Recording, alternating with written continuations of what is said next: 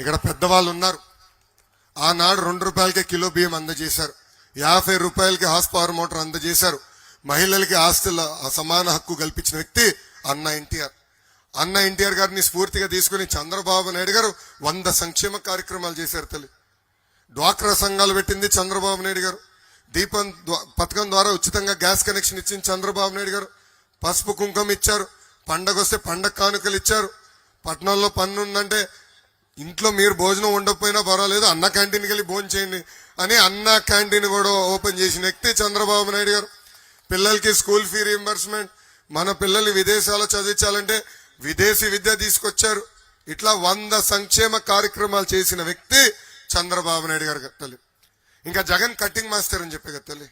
ఏమేం కట్ చేశాడు చెప్పాలి కదా. అన్న క్యాంటీన్ కట్, పండగలు వచ్చే కానుక కట్, పెళ్లి కానుక కట్, విదేశీ కానుక cut, school fee reimbursement cut, ఇట్లా చెప్పుకుంటా పోతే 100 సంక్షేమ కార్యక్రమాలు ఈ ముఖ్యమంత్రి కట్ చేశాడు తల్లి. మీరు పడుతున్న కష్టాలు మేము చూసాం. అందుకే పవన్ అన్న చంద్రబాబు గారు కలిసి బాబు సూపర్ 6 హామీలు ఇచ్చారు. దాంట్లో మొదటి హామీ, తెలుగుదేశం జనసేన ప్రభుత్వం ఏర్పడిన 5 సంవత్సరాల్లో 20 లక్షల ఉద్యోగాలు కల్పించే బాధ్యత మేము తీసుకుంటున్నాం. ఉద్యోగం వచ్చే వరకు నిరుద్యోగ యువకులకి ప్రతి నెల 3,000 రూపాయల నిరుద్యోగ భృతి కూడా మేము ఇవ్వబోతున్నాం. అది మొదటి హామీ. రెండో హామీ, స్కూల్కి వెళ్ళే ప్రతి విద్యార్థి తల్లిదండ్రుల అకౌంట్ లో ప్రతి సంవత్సరం 15,000 రూపాయలు మేము ఇవ్వబోతున్నాం. అంటే ఒకరుంటే 15,000, ఇద్దరుంటే 30,000, ముగ్గురుంటే ఎంత? ఏం డల్గా ఉన్నారు, బ్రేక్ఫాస్ట్ చేయలేదా? 45,000 రూపాయలు మన ప్రభుత్వం ఇవ్వబోతుంది. ప్రతి రైతుకి ప్రతి సంవత్సరం ఆర్థిక సాయం కింద 20,000 రూపాయలు కూడా ఇవ్వబోతున్నాం.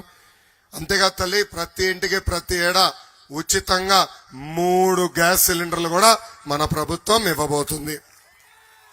ఇంకా 18 నుంచి 59 సంవత్సరాల వయసు కలిగిన మహిళలకి ప్రతి నెల 1,500 రూపాయలు మన ప్రభుత్వం ఇవ్వబోతుంది. అంటే సంవత్సరానికి 18,000, 5 సంవత్సరాలు 90,000. ఇంకా 6వ హామీ, ఆర్టీసీ బస్సులో ఉచితంగా ప్రయాణించే హక్కు కూడా మన ప్రభుత్వం మహిళలకి కల్పించబోతుంది. ఏం బాబు సూపర్ 6 సూపర్ కదా? ఏం తల్లి సూపరా? అసలు ఉత్తరాంధ్రకి పట్టిన దరిద్రమే జగన్ తల్లి. 3 రాష్ట్రాలు క్షమించాలి 3 రాజధానుల పేరుతో 3 ముక్కలు ఆటలాడుతున్నాడు తల్లి మన జీవితాలతో. ఉత్తరాంధ్రకు ఒక్క పరిశ్రమ తీసుకురాలేదు తల్లి, ఒక్క ఉద్యోగాన్ని తీసుకురాలేదు తల్లి. ఇప్పుడు ఏకంగా మన విశాఖ ఉక్కు ఫ్యాక్టరీని ప్రైవేటీకరణ చేసేందుకు ప్రయత్నిస్తున్నాడు ఈ ముఖ్యమంత్రి. ఆ ఉక్కు ఫ్యాక్టరీ ప్రైవేటీకరణ జరిగితే ఉన్న ఉద్యోగాలు పోయే పరిస్థితి. అందుకే విశాఖపట్నం ప్రజలకు నేను హామీ ఇస్తున్నా, ఆ ఉక్కు ఫ్యాక్టరీ కాపాడే బాధ్యత మేము తీసుకుంటాం. అవసరమైతే రాష్ట్ర ప్రభుత్వమే ఆ ఫ్యాక్టరీ కొనుగోలు చేసి ప్రైవేటీకరణ జరగకుండా చేసే బాధ్యత మేము తీసుకుంటాం. ఇంకా విశాఖపట్నాన్ని కూడా జగన్ పాదయాత్ర చేసినప్పుడు 50 హామీలు ఇచ్చాడు. మొదటి హామీ, విశాఖ రైల్వే జోన్ పూర్తి చేసి ఉద్యోగాలు కల్పిస్తాడు, చేయలేదు. మెట్రో రైల్ పూర్తి చేస్తాడు, చేయలేదు. మూతపడిన షుగర్ ఫ్యాక్టరీలు అన్ని తెరిపిస్తాడు, చేయలేదు. అదనంగా 8 లక్షల ఎకరాలకి సాగునీరు అందిస్తాడు, కనీసం తాగునీరు కూడా అందించలేదు ఈ ముఖ్యమంత్రి. ఇంకా విశాఖపట్నానికి ఐటీ పరిశ్రమలు కంపెనీలు తీసుకొస్తున్నాడు. ఈ కోడిగుడ్డు మంత్రి దెబ్బకి ఉన్న పరిశ్రమలే పారిపోయే పరిస్థితి. ఇంకా పరిపాలక రాజధాని పేరుతో పెద్ద ఎత్తున విశాఖపట్నంలో భూ కుంభకోణాలు ఎలా జరుగుతున్నాయో మీరందరే చూస్తున్నారు.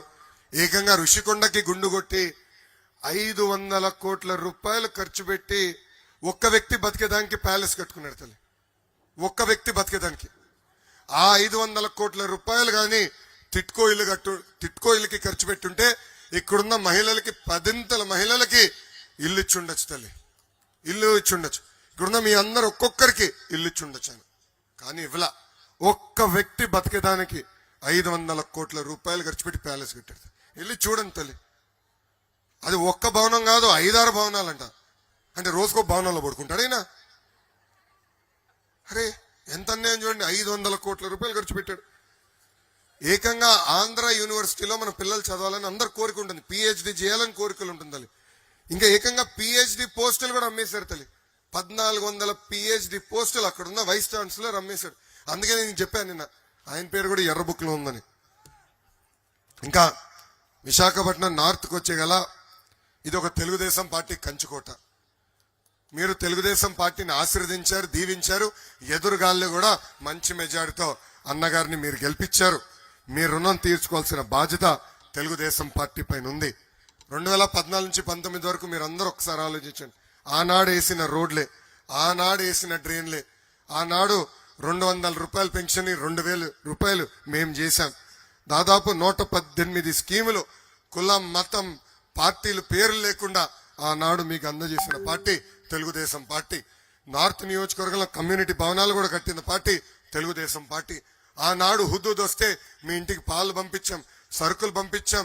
కరెంటు పోతే కూడా యుద్ధ ప్రాతిపదికంగా మీ ఇంటికి కరెంటు కూడా అందించిన వ్యక్తి చంద్రబాబు నాయుడు గారు. తల్లి ఇక్కడ చాలా మందికి తెలీదు. ఆనాడు హుదూద్ రేపు కొడుతుంది విశాఖపట్నం అనగా రాత్రి మా ఇంట్లో సీమంతం జరుగుతుంది. బాబు గారు కేవలం 10